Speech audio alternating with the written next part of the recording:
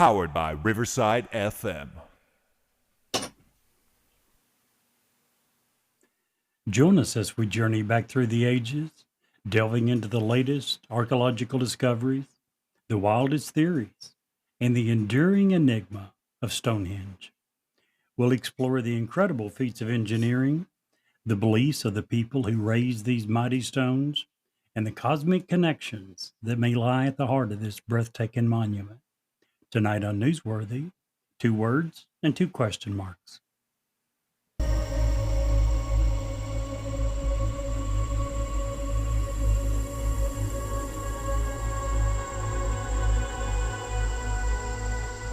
He's alive! Have you checked the children? Get out!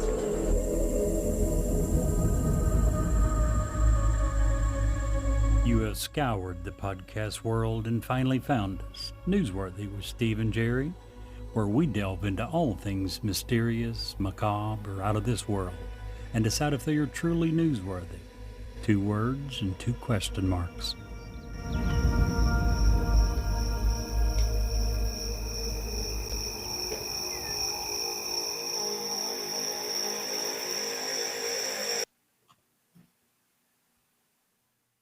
Hi, this is Ed Locke with USA Mortgage.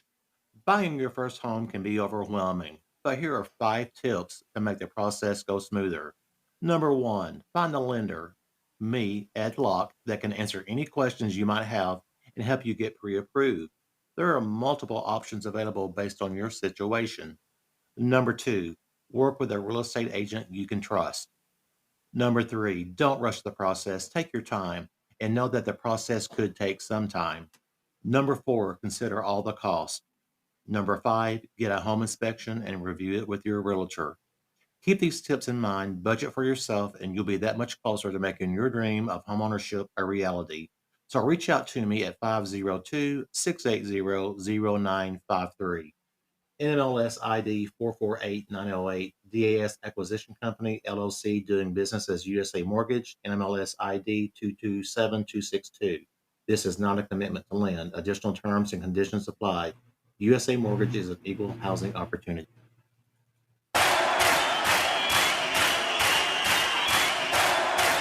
That's Brett's favorite part, Gary, and he's not even here tonight to enjoy it. My guy is in southern Africa hunting dingoes. I know. Can you believe it? I know. It's crazy. I don't understand why he does the things he does. I don't. I wish I had the ability to go to southern Africa and hunt dingoes. I'm not sure that I would. I'm not much of a hunter. As many of my friends will attest, I hunt Kroger. Don't enjoy it? No, not really. Like any part of it? No, I used to years ago, but I've gotten to where I probably wouldn't much enjoy it. I used to enjoy it like you years ago. I don't remember the last time I went hunting. It's probably been 30, 40 years, so I could very well be like you. I have no idea. Yeah, my father-in-law hunts, and they do a lot of deer hunting down in Tennessee. They enjoy it. They eat, but see, there's the catch. They eat what they catch. And I don't, so it's kind of pointless. I'm not one of those people that believe you just go hunt. I agree. To kill something to be killing. 100% agree. Now, there is a point, depending on where you're at. I think I mentioned it before. When I lived in Fredericksburg for many years, there was a large deer hunting group who had found a meat processing plant that would, if you brought the deer there and dropped them off, they would process them for free and give it to the local food banks. Oh, nice. Very nice. So it allowed people who loved to hunt but didn't want to eat it to and get their enjoyment, but still be helpful to other people, not waste the animal. I agree. I don't care, if it's fishing, hunting, whatever, don't kill it. If you're going to put it back, catch and release, you can do that with fish. Can't shoot them and kill a deer and put it back. Yeah, I love fishing. Yeah. Not very good at that either, Don't but kill I it. love it. Don't kill it if you're not going to eat it. If you do, by all means, kill it and eat it. Yeah. Don't tell my buddy Ray that I admitted that I'm not a very good fisher, but I'm not. I don't think you understand. What? He's been fishing with you. He already knows. I'm Messing with you. You're a far better fisherman than I am. Oh man. So if you guys heard last week's or this week's encounter episode, I hope that you give that a listen. It's only 10 minutes long. I implore people in that whole episode simply to wear, if you ride a motorcycle, please wear your gear, at least a helmet, half helmet, preferably a full face, but a lot of people won't do that. I get it, but something. My gear saved my life 2 weeks ago. So just going to throw that out there. Didn't help my looks, but did it really need helping? You're right. In your opinion, you're right. There you go. But was in a pretty bad motorcycle wreck. Been riding almost 35 years or so, a little longer, and the one thing I can say is I never had developed the attitude that it wouldn't happen to me. This particular place, the accident took place. Even the state trooper said there was nothing I could do to avoid that accident.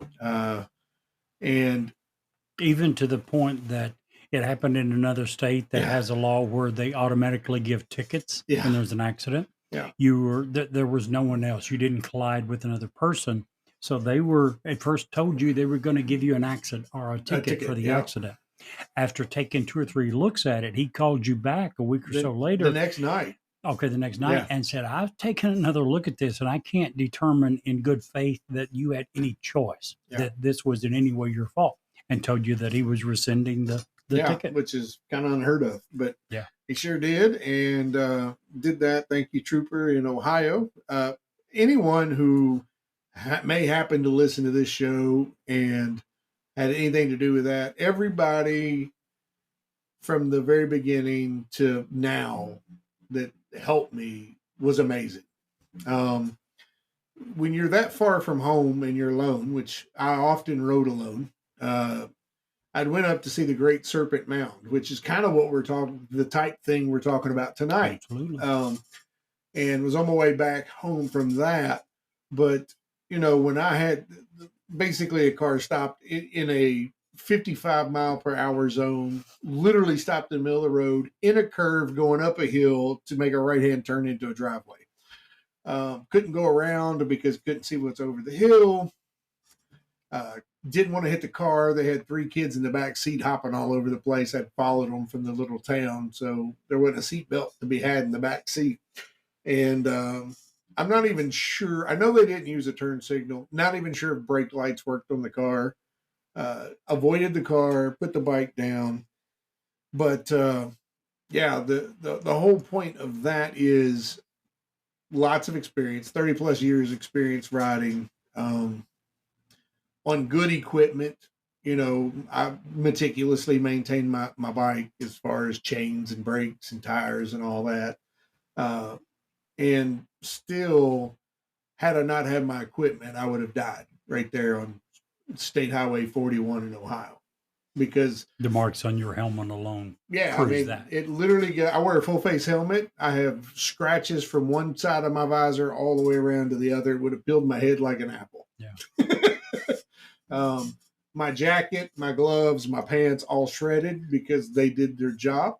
They protected me. I had 2 little spots of road rash, one on my stomach where the jacket pulled up, one on my knee where my pants had rubbed so much it pulled the knee stitching. They were riding pants, so they had Kevlar stitching, but it still melted that, I guess, and went through and had some rash on my knee. But walked away from this in relatively good shape. I literally broke my arm after hitting the pavement at 45 or 50. I'm not sure which. It's not too damn bad. I'll take that every day. Again, like you said earlier, it's all thanks to the equipment. So as good as that equipment is, it doesn't really matter if you're not wearing it. So right. Hopefully someone out there will remember this the next time they even contemplate not wearing a helmet or even if it's just your helmet. I think I covered a statistic that showed motorcycle crashes with helmets is 62% less likely to have a traumatic head experience. 62%. That's huge. That's huge. 37% less fatalities if you're wearing a helmet. Yeah. Again, huge. Kentucky as a state has a law that requires you do not have to wear a helmet. And we see them all day long, every day. We do. And I just see these folks and I get it. You know, there's a cool factor to not wearing your helmet, putting your hat on backwards. You got your beards, you know, whatever. And the pavement does not care how pretty your face is. Yep. Is Ohio the same way? Do they require helmets or no? no? According to now, I don't know, to be honest. So if I'm wrong, Ohio, please let us know in the comments. But the ER doc didn't seem to think so, because that was his first question: were you wearing your gear? So you could have easily, if that were the case, you could have easily decided, yeah, I don't need my equipment for this beautiful drive on this. You know, it was a beautiful day. Gorgeous day. Gorgeous weather. And I'm sure a lot of people who like to ride without their equipment would have done so on that day. Mhm. Not a cold day. I can see why if you're cold, some people might, go ahead and put it on. It's not going to burn me up. It's when it gets hot. It's when it's uncomfortable. Yeah. But thankfully you did have it on. Thank goodness. Yeah. So, and also I had crash bars on my bike. So, And they worked. And they absolutely did their job. Yep. Celeste will ride again at some point. I mean, I've got to take several months to heal, but Celeste will definitely be back on the road. She's fixable and actually run. It was running when I put it back in the shed, so everything's good there. Anywho, didn't mean to go off on a tangent there, but I did feel like it's the time of year that we should probably just bring that up. You know, you do you're an adult, but if you've got children at home, you've got a wife at home that you love, if you've got, you know, family that loves you, just at least consider a half helmet, some sort of protection. Anything is better than nothing. Even a $40 Amazon helmet is better than nothing. I was always told when I started riding, you buy the absolute best gear you can afford. If that's a $40 Amazon helmet, it's a $40 Amazon helmet. And as soon as you can afford more, you get a $100 Amazon helmet or a $200. I've got up on my shelf behind Jerry, I've got 3, and I got another one over there, and there's $1,000+ in helmets there, you know, because you only have one head. I've got 4 or 5 different jackets. Not only do I have jackets to do all the things, but I also look good with my jackets. I got them to match my bikes, and but you know, I had leather riding gloves, and they were just shredded. I mean, my hands wouldn't have been movable if I didn't have gloves on. It was, again, I probably wouldn't be here, and if I was here, I wouldn't want to be real honest. So again, PSA of the day: wear your safety equipment, and that's true. You know, if you're in a car, you don't have to have a helmet. Put your seatbelt on, right? And I'm preaching to myself a lot because I'm bad about not doing that. Me too. Thankfully, I'm getting a little bit more in the habit of go to pick up my 2 grandsons twice a week from daycare and bring them home. And my oldest sits directly behind me, and he looks for it and tells me immediately, "Pop, you need to put your seatbelt on." Well, good for him. Absolutely. It's getting me more, you know, you if nothing else, you want to set a good example for the younger generation. So I'm trying to for him. Now, did you see the truck that had overturned over here full of Vicks Vapor Rub? I did not. I missed that. Yeah, well, there was no congestion for over 8 hours. Oh, well, that's can beat no congestion. Apparently, when I lived in Fredericksburg, Virginia, that was part of our problem. We needed some more Vicks trucks to overturn. Thank you, Kevin Hall, for that wonderful dad joke. Yes, Kevin. We love your jokes. We love when our listeners and our former guests continue to send us dad jokes. We love those. Absolutely. So we got to have Kevin back on the show soon. Speaking of Kevin, I was very creative this week. You were? Yeah. I actually wrote a poem about the bottom of the ocean. Poem? It's pretty deep. Oh, gosh. Wow. That's all I get is an exasperated sigh from that one. You know you're like that. Ooh, it was pretty deep. That's I thought so. That's true. My goodness. I don't know many that wouldn't say it is. Mm. Mm-mm-mm. The depths the show goes to entertain. Very true. That's crazy. Anyhow, Very true. we got a really cool topic tonight. We Again, Brett's hunting dingoes in South Africa, so he won't be here.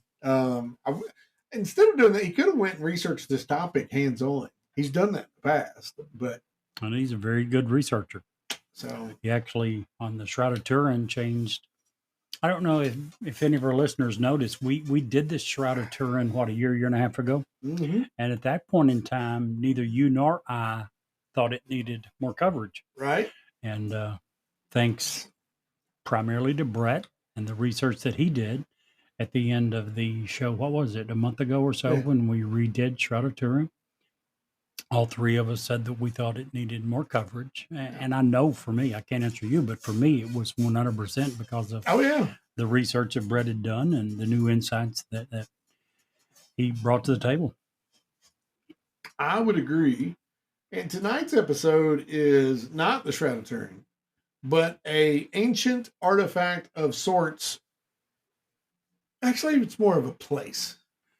Yep. That I can't believe in almost 3 years we haven't already covered. We've not done a full Touched show. on it. We've touched on it 2 or 3 times. But it's definitely worthy of a full show. Jerry, tell us about what we're talking about tonight. We're talking about a site, as you said, a few thousand years old, Stonehenge. Stonehenge is believed to have been built in phases. It started around 3100 BC. It's when they began. So, yeah, 2100, 5200 years ago is when they believe that the construction on Stonehenge first began. They think that it ended somewhere around 1600 years ago. So it took almost 1500 years for it to be completed. Phase 1, starting again around 3100 BC, the late Neolithic period, is when the circular bank and the ditch was originally built. And the initial phase involved the creation of the bank and the ditch that's about 110 meters or 360 feet in diameter. And the circular bank and ditch are still clearly visible today, over 5,000 years later. So again, that's providing evidence of some of the earliest parts of the construction. The Aubrey holes, a ring of 56 pits, were dug inside the bank. And these pits originally held timber posts, and in later years, they were used as burial grounds for human remains. The Hillstone, a large Saracen stone, was also part of Phase 1. It was erected outside the entrance to the circle. So that's the parts of the Phase 1 that occurred originally. Phase 2 started around 2900 BC, continued for approximately 400 years. And during this time period, there were timber structures. Evidence suggests that additional timber structures were erected within the enclosure during this time period. And these might have been posts arranged in various patterns. The possible stone setting, there's some debate, but there's a few bluestones, which are smaller stones transported from the hills in Wales. They might have been erected during this time period. Although go ahead. Well, I was going to say, you say smaller stones. Right. How big is a bluestone? Hold on 1 second. Some of them are up to 16 feet tall and weigh up to 6 tons. Yeah. So to me, that's like a big deal. I just wanted to bring that. I didn't mean to interrupt you. I'm sorry. Minute Bowl was how tall? Big. 7 foot, 7, 8. Mm-hmm. Weighed 12 pounds. Yeah, really. But not 8 foot, but getting up there. Mhm. We're talking about something twice the height of Minute Bowl. Yeah. The tallest person I ever saw play in the NBA. Yep. So yeah, when you said it's a big deal, literally, it's a very big deal. 16 feet tall. Well, 6 tons. and the reason I wanted to point that out is because if you've never seen Stonehenge and you hear someone talk about blue stones, it's very difficult to wrap your head around just how big these stones are. Absolutely. So I just wanted to give some context. Now, we throw words like tons Yeah. around a lot. A ton is 2,000 pounds. Yeah. 6 tons is 120,000 pounds. That 6 times 2,000. Oh, yeah. It's 12,000 pounds. 12,000. I'm sorry. Got an extra zero there. 12,000 pounds. 12,000 pounds. That is the size, basically, of an unloaded semi. Yeah. That's, earlier you said a huge deal. Yeah. It literally is. So, again, that phase 2. Phase 3A, why didn't they just do phase 3 and phase 4? I don't know, but they call them phase 3A, 3B. Phase 3A began around 2500 BC, lasted for a couple of hundred years. This is when the Bluestone Circle was constructed. These stones were transported over a considerable distance. They were sourced from the southwest Wales, over 200 miles away. We'll get to that a little bit more in a minute. The bluestones were likely arranged in an inner circle and possibly even an outer oval. The unique stone lying at the center of the monument, called the altar stone, was believed to be from the same area until last summer, when a study by the University of Exeter archaeologists determined that that stone is actually from the tip of northeast Scotland, which is not 200 miles away, but more than 460 miles away. Again, that stone, 16 feet tall, believed to weigh approximately 6 tons, 12,000 pounds, not 120,000, 460 miles. 2 freaking F-150s. Just as an example. 460 miles. We live in, as we've said many times, central Kentucky. To give you an idea of that, 460 is almost 500. It's 1,000 miles from here to Florida. Not to Florida, down to beach area in Florida, southern Florida. You were talking about half the distance from central Kentucky to southern Florida. On a 16-inch or 16-foot stone that weighs 6,000 pounds, when we haven't invented the wheel yet. 5,000 years ago. Close to 5,000 years. Yeah. That was phase 3A. Phase 3B began around 2300 BC, lasted for roughly 100 years.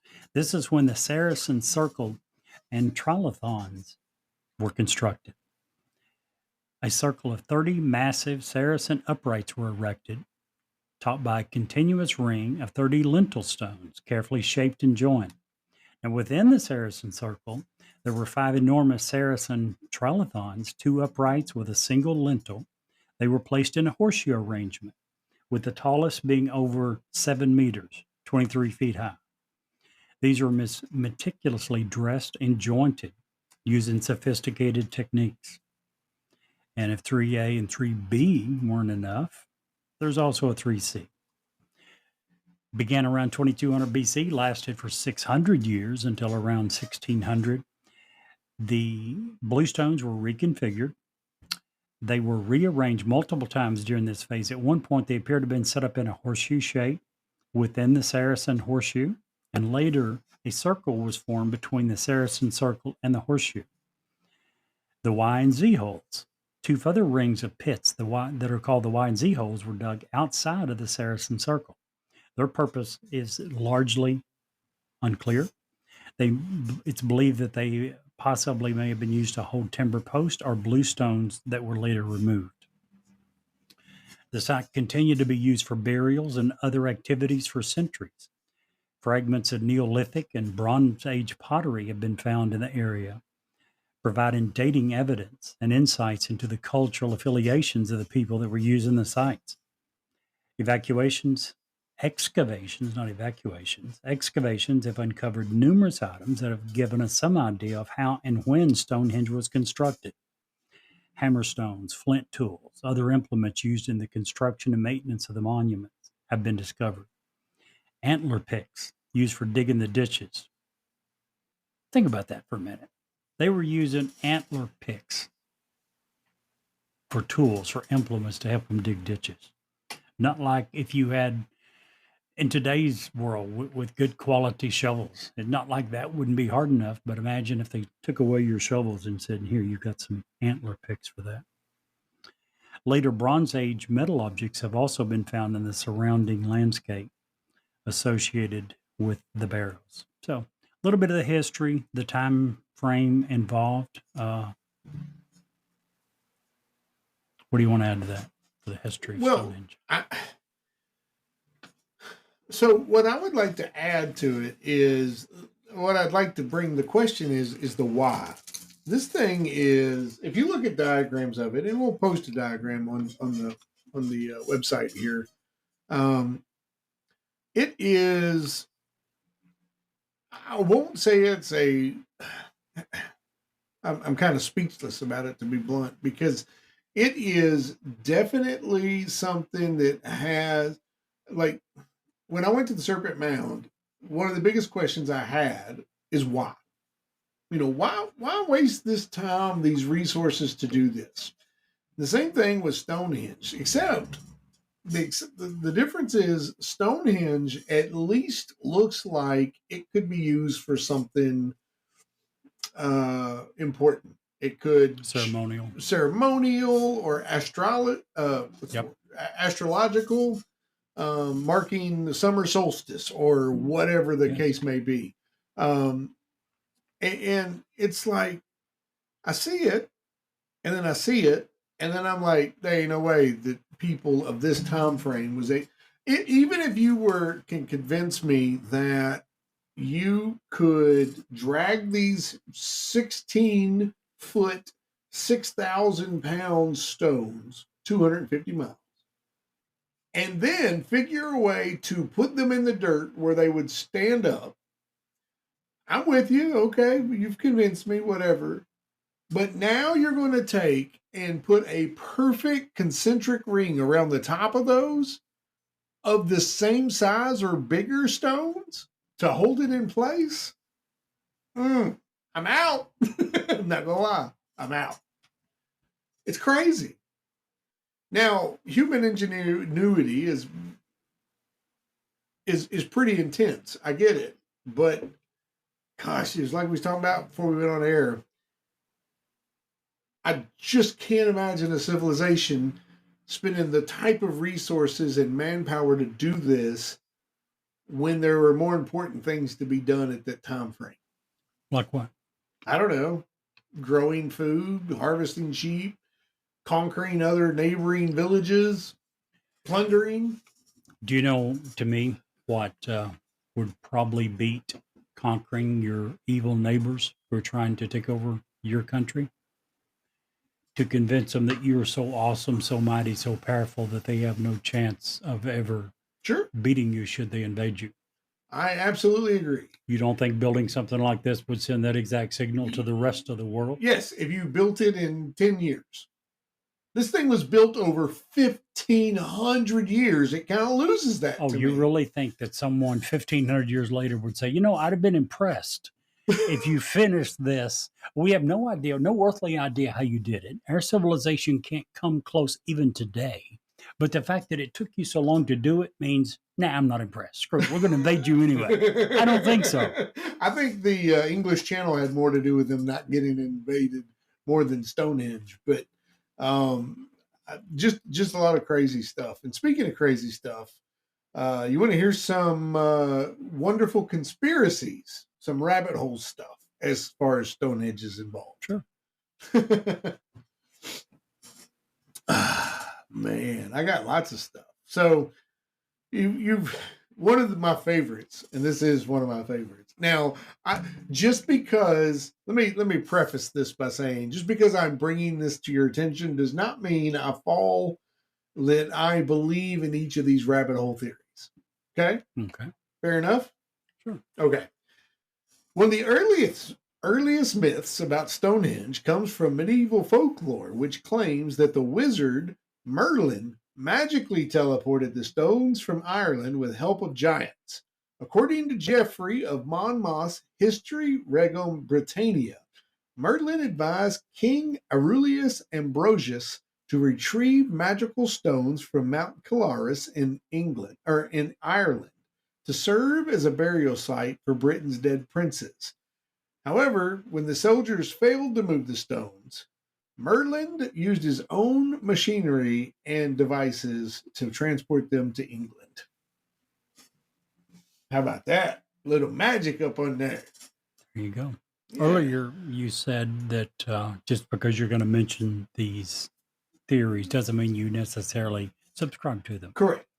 Just an FYI. At the end, I'm going to ask you how many you do subscribe to. Okay, fair enough. Druids and ritual sacrifices. In the 17th and 18th centuries, some scholars believe that Druids, ancient Celtic priests, actually built Stonehenge as a temple for sun worship and ritual sacrifices. This theory was popularized by antiquarian William I'm going to say his name wrong, but it looks like Stuckley, who argued that the Druids used the site for ceremonies. However, modern archaeology suggests that Stonehenge predates the Druids by thousands of years. How about an alien landing site? I've actually saw this one. One of the more outlandish theories suggests that Stonehenge was actually built by aliens, or at least served as a landing pad for extraterrestrial spacecraft. Some proponents of this theory argue that the massive stones, weighing up to 50 tons, simply couldn't have been moved by prehistoric humans without advanced technology. However, archaeologists have demonstrated that ancient people could, in fact, have transported the stones using sledges and rolling logs. The one thing, one of the other things that some researchers believe that Stonehenge was a place of healing. Archaeologists have found skeletons near the site showing signs of illness or injury, suggesting that people once traveled there seeking cures. Additionally, fragments of the blue stones, the first stones erected at the site, appear to have been chipped away by ancient people, possibly to be used as talismans for protection or for healing. Also, and this is one of the things I'll just keep it. A sound illusion. Another theory proposes that Stonehenge was designed to create a sound illusion. Researcher Stephen Waller, he's got a great first name, by the way, suggests that if two pipers were to play their instruments in a field, a listener would notice a strange effect where the waves could cancel each other out, creating an auditory illusion. Some people believe that Stonehenge's circular construction was meant to mimic this phenomenon. And here's the one that really blows me away, talking about moving these big rocks. A recent archaeological discovery suggests that Stonehenge itself may have been originally built in Wales before being completely dismantled and moved to its current location in Wiltshire, England. Evidence from the Preseli Hills in Pembrokeshire, my goodness, indicates that the stones were used in a different monument before being transferred to Stonehenge centuries later. While these theories range from plausible to downright bizarre, it is one of the biggest mysteries. And I actually have a couple of more that I want to bring up. Sure. Because they're just too good not to. Let's talk about the fact that Stonehenge was built by the survivors of a technologically advanced civilization such as Atlantis. Some believe that Stonehenge is a remnant of a pre-ice age global civilization that passed on advanced knowledge, e.g., geometry, astronomy. The use of sacred geometry and its alignment with other ancient monuments around the world using ley lines suggests a shared origin, or at least a shared influence. Now, there is no known archaeological evidence of such a civilization existing in Britain during the Stonehenge's construction, circa 3000 to 2000 BCE. Stonehenge holds esoteric knowledge that has ties to ancient societies such as the Freemasons or the Druids. Some claim the site encodes secret knowledge of sacred geometry, numerology, and astrological cycles, which has been preserved and protected by secret societies. The Freemasons, in particular, are often linked to megalithic monuments in some conspiracy lore, believed to be descendants of ancient builders or keepers of lost knowledge. I'm not even getting into the time travel ones because that's even a little deep for me. Suffice it to say that some people actually believe that we built it, we went back in time to build it as a warning to us in the future. A little bit. That makes perfect sense. Yeah. Why you didn't just lead with that? Leave. Why didn't you just have a time capsule, which you had a couple of books? No, let's spend thousands of years creating this. I told you. Makes perfect sense to me. One of my favorites, that the military or the government has covered up the original origin. The true origin or purpose of Stonehenge is being concealed by the modern Britain government.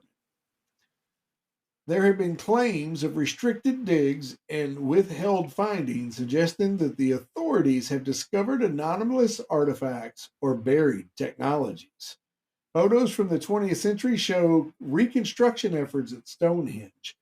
Some conspiracy theories that claim that this proves that the monument is a modern fabrication or heavily altered to suit a narrative.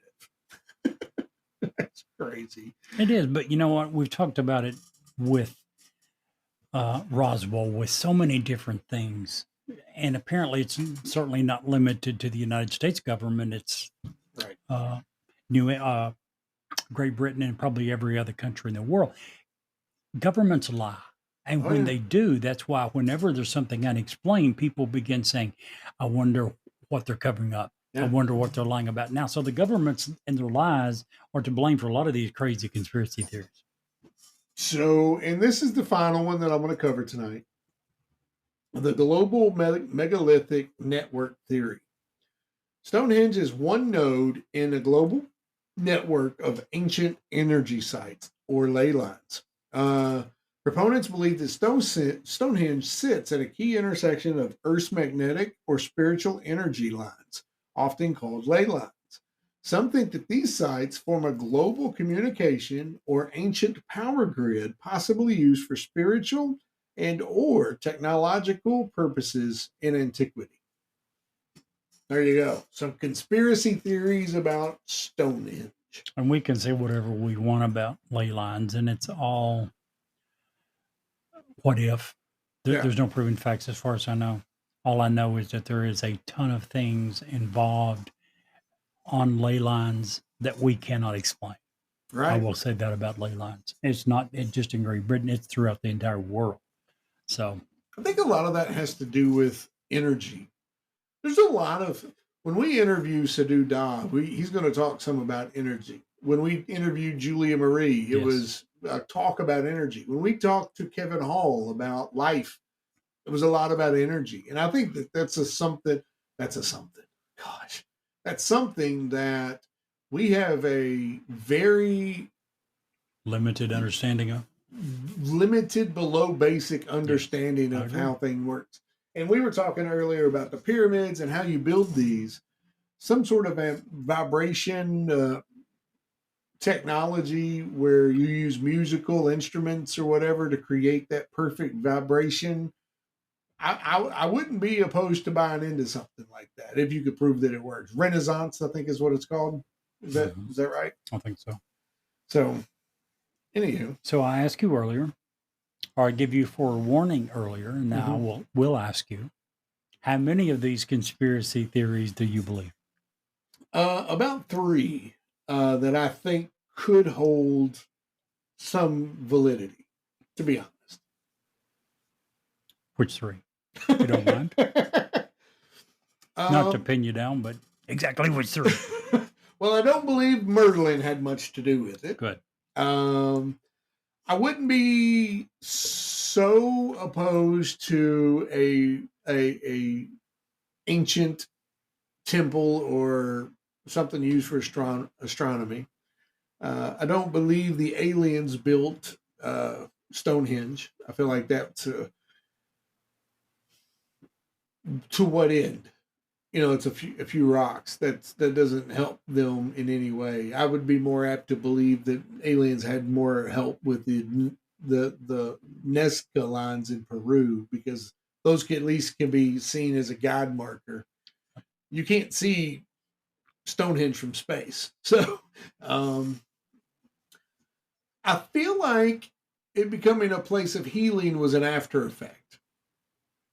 You know what I'm saying? I don't think it was built for that. I think that people, a lot of times, one guy had a cold when he went up to it, and he left and he stopped sniffling, and that started the process. Sure. I'm not opposed to some of the others though. Let me find the ones that I really. I am a big believer, and until proven otherwise, I am always, I think, going to believe that we had civilizations before the Younger Dryas that were very advanced. I think that the Ice Age knocked us pretty much back down to sticks, but I'm not opposed, and I'm not necessarily Atlantis, but a lost civilization of advanced people to begin with. I could buy into that, to be honest. And I could even buy into that it had something. It's done that way because I think the fact that ancient civilizations and ley lines kind of go hand to hand, that they knew what that was for, and it kind of goes together. So I would do both of those, and I wouldn't even be opposed that if you wanted to figure out some sort of Druid revival or that the Freemasons had a hand in it. Not necessarily the Freemasons as they are today, but an ancient building group of people who had knowledge of how to do this stuff. We see these things come up all over the world where they're not supposed to be. Göbekli Tepe is an example. That wasn't supposed to be there, but there it is, at that time frame. The pyramids probably shouldn't be there, yet there they are. Not only are they there, but they're all over the world to disconnected groups of people. So, and we have the same thing with, monolithic statues or structures. I agree. I could believe a little bit of everything you mentioned, except for the ancient civilizations being involved in the building of this. There's too many stories that have been handed down from people who lived during the time it was being built. And as far as I know, no stories involving that. So I can't imagine those Well, that's people. what they would want you to say. Exactly. The government forbid them to talk about it, Yeah, right? yeah. Must be. That would explain I mean, let's just do it, Jake. Let's be right about it. it. So, Stonehenge. I think Stonehenge has got to be on my bucket list to go see. Oh, it would be so cool to see that. Just because I was really blown away by seeing the Great Serpent Mound and how that affected me. How many questions that it made me come up with in my mind, because I was expecting it to be a big rock snake. It was, 20, 30 feet long, and that's not it at all. It's a quarter mile long. It's 10, 12 feet wide at some spots, and it is definitely looking out over the valley. It took years to build that, and it took skilled laborers to build that, and it took time away from hunting, gathering, and defending your turf to build that. So it just left me with all of these questions. And it's even more so, I think, than Stonehenge, because as you had mentioned earlier, this one you can see from space. The people building it couldn't. Right. When it was being built, no one was in space. No one was Someone flying. was even in the air. No, exactly. No one was in the air. They have a platform there that was shut down, unfortunately, due to repairs. But you have to climb like a 40-foot platform to be able to look down and actually see it in its glory. I mean, you can look at pictures and Google it or whatever, but to see it, So who was it built for? At right? least Stonehenge, anyone and then- everyone there could Yeah. see its awesomeness. This not so much, and it's Exactly. like so. I never thought that these type monuments would be something I would be interested in actually going to see until I did it, and now I want to see them all. So, How long? Totally off the rails here. Totally separate tangent. How long do you think it will be before we have 3D technology that will allow you to see any and all of this and to walk around it and look at it and examine it the way you want oh, with dude, 3D technology? not all. Not yeah, we're not far Yeah. away from that. Yeah. Not far away at all. It's crazy. We have. I just saw an article that showed that Starbucks opened its very first 3D printed restaurant. Really. It took them like Hadn't heard of that. 5 days to build Not it. surprised, but yeah. They've got 3D printed homes now. There are companies that are 3D building homes. Yeah, it's crazy. It is. But anywho, Stonehenge, Jerry. There's way too many unexplained aspects of it that we don't understand fully. Why don't these things come with a freaking instruction really, manual? Exactly. Not only of how to use it, but Why? why? Why did you do it? Yeah. What was your intent? What was the purposes? How did you move these 6-ton stones 460 miles? And here's All the of it. thing, and I brought up the 1500 years for a very specific reason. Humans typically don't have an attention span of that long. That's one of my biggest arguments about the pyramids. And they say that it took, thousands of years to build. And I'm like, humans don't have that kind of attention span. I mean, today we don't. We have the attention span of goldfish, but But I mean, you Even back can, but it then. would require a huge group of people to have something they believed in wholeheartedly. that you're going to hand down through And generations. how could we have lost the ideas? I mean, we have some guesses, some hypotheses of what possible reasons for building it were, but it's just that. Yeah. How did we lose all of these great ideas of we're building this because we Right. want to accomplish this? We don't know those things. Yeah, it's crazy to me. So yeah, to answer your question, until we get all those things figured out, it definitely needs more investigation and more coverage. Thumbs up from Jerry and me. You said it perfect. It's just there's so many unanswered questions. There's so much that we simply don't know. That and we're still getting news about Stonehenge. One of the articles that you incorporated came out a week ago, A few weeks ago. a few weeks ago. Let me find it here really quick. The parts of the Bluestone Circle, the unique stone lying in the center, that was always believed to have come from the Pressley Hills area of southwest Wales that you were talking about, 220 miles away. It was last summer when they figured out that those actually came from the northwestern part of Scotland, which is over 460 miles away. So yes, Jeez. thankfully we are still there. Thankfully they're listening to us. They are continuing the investigations thanks to our prodding. That's But good. yes, they are still investigating Stonehenge, and it's easy to see why. Yeah, absolutely. That was an interesting episode, but our journey isn't over yet. If you stay tuned, we have an exciting bonus story coming up after this commercial break. Hi, this is Ed Locke with USA Mortgage. When it comes to buying a home, the process can be overwhelming and confusing. With so many options, it can be hard to know where to start. That's why it's important to work with a certified mortgage loan originator. I have the knowledge and expertise to guide you through the process and find the best mortgage option for you. I will work with you every step of the way to ensure that you are getting the best deal possible. So if you're looking to purchase or refinance, please reach out to me at 502-680-0953. So don't take on the stress of buying a home alone. Work with me and I will make your dream a reality. Trust the professionals and make your home buying experience a positive one.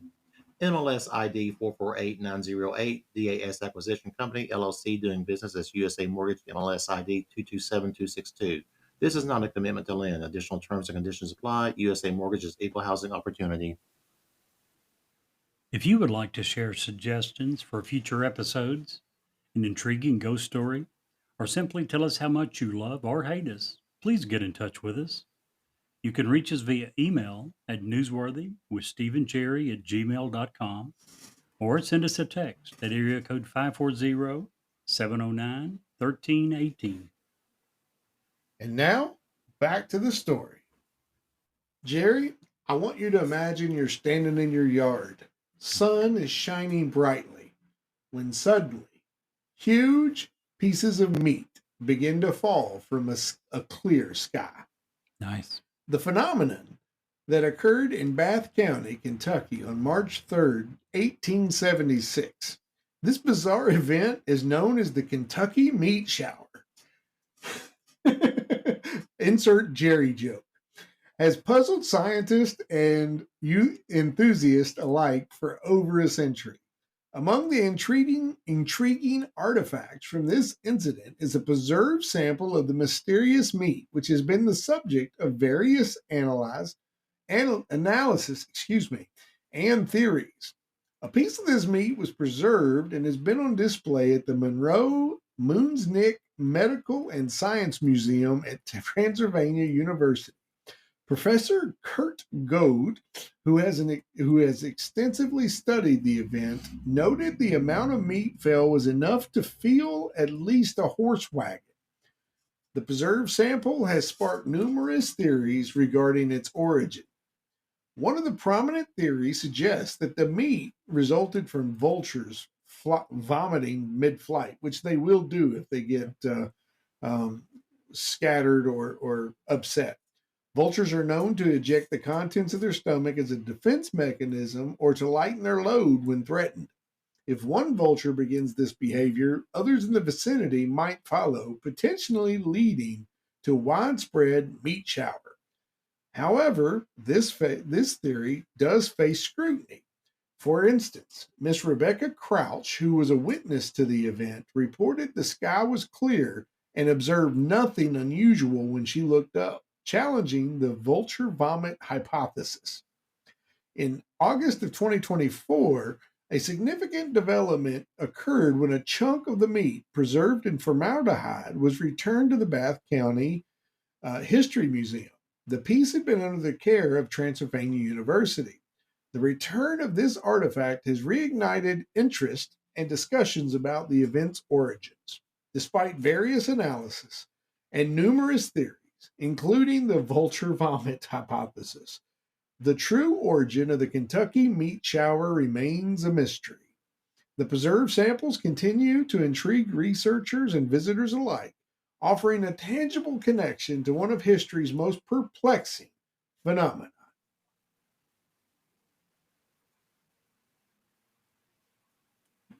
Today's episode brought to you by our great sponsors, Ed Locke at USA Mortgage and Smoking Gun Jerky of Lincoln, Nebraska. Use code CRYPTID10 for a great discount. And Jerry, if you can't see the light, Be the light.